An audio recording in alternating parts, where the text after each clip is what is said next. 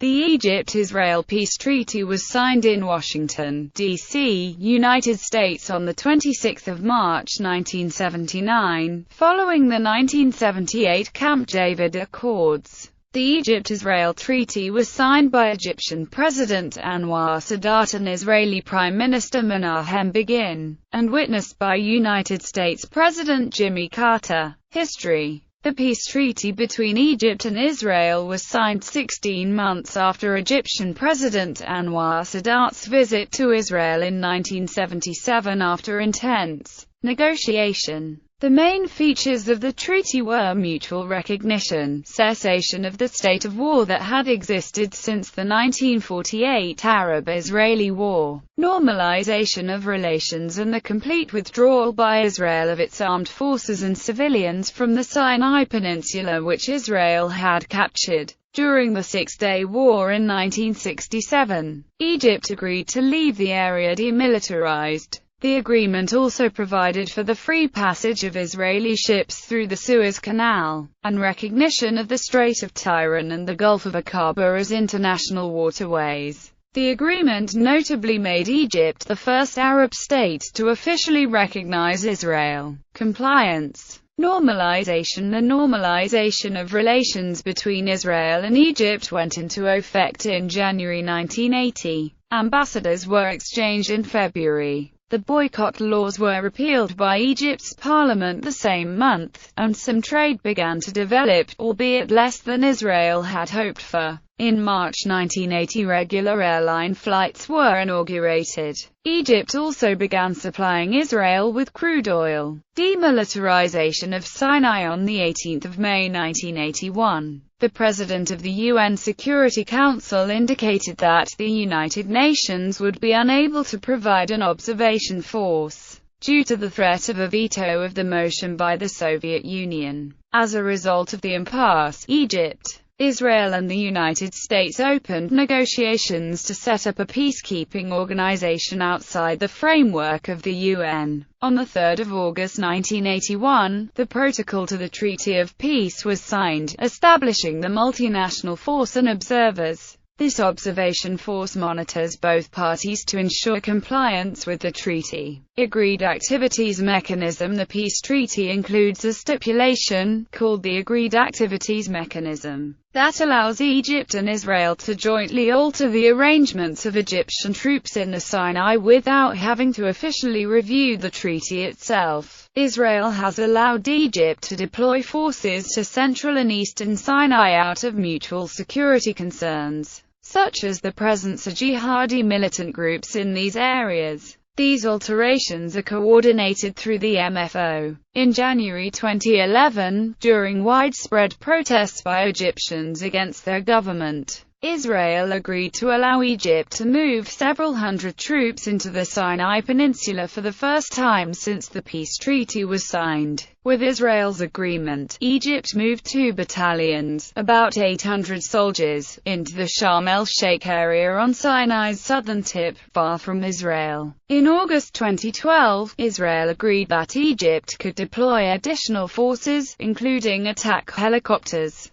in the northern Sinai to combat militants who had carried out an attack on Egyptian border guards that left 16 dead. Egypt said that the deployment of these troops and weapons was in keeping with agreements reached with Israel in 2011. Israel reportedly asked the United States to mediate this dispute.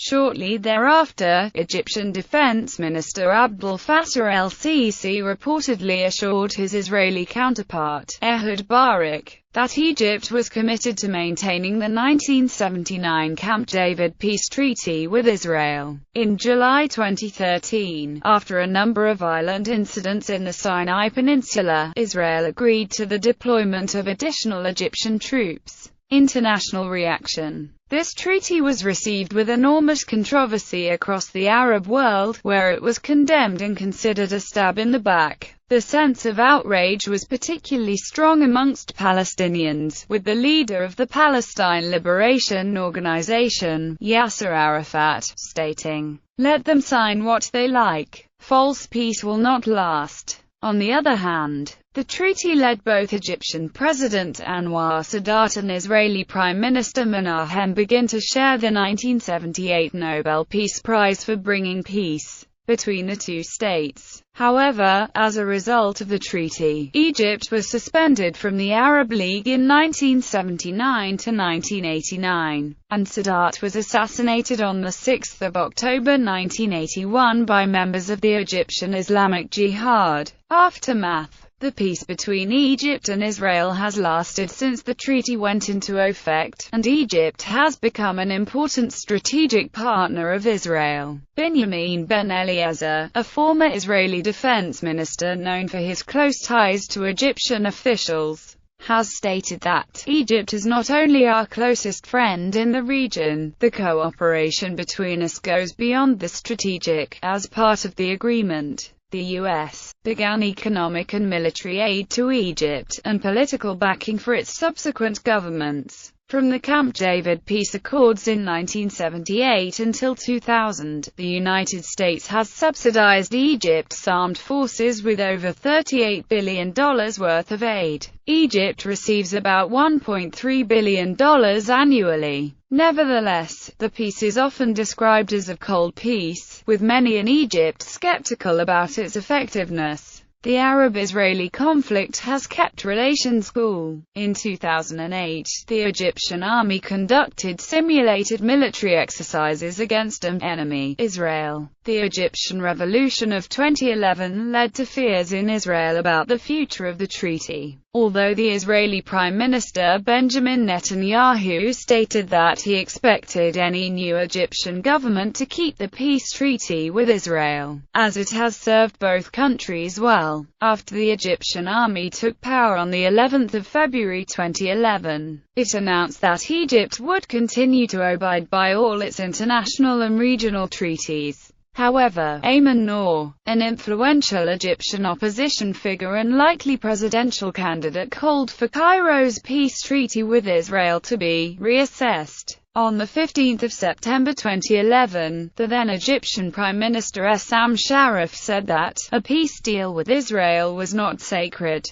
Rashad al-Bayoumi, the deputy chief of Egypt's largest party, the Muslim Brotherhood, said that they would not recognize Israel and that the treaty could be put to a referendum, emphasizing that while they respected all of their international agreements, they had the right to review the peace deal, and that the Egyptian people have yet to speak their mind. Representatives of the group had told U.S. diplomats that they did not intend to revoke the treaty. Addressing Israeli concerns on July 31, 2014, Egyptian President Abdel Fattah el-Sisi pledged to continue the peace with Israel.